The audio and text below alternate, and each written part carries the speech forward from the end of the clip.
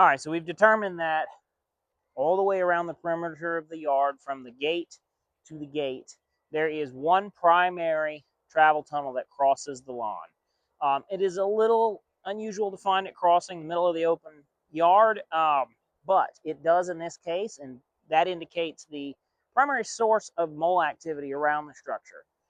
So now that we know where they're intruding the lawn in the backyard, we're going to migrate up the side of the house and verify that there's no other features like that that exist.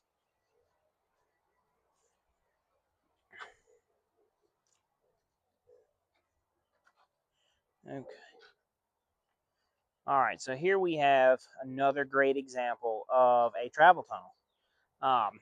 Looks like a line was ran here at some point, but moles have begun to follow it out of the mulch bed that borders the property line up into the property, and it runs relatively straight into the mulch beds, where we can begin to see more heavy feeding activity all down this edge. If these tunnels are not identifiable, trapping locations near feeding areas can be at points of entry to the sod.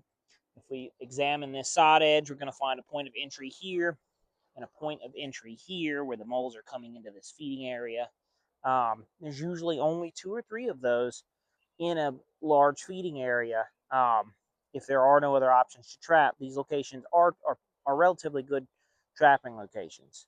As you can see, the moles come up to the mulch, but they're not actually entering and exiting except for those 2 locations.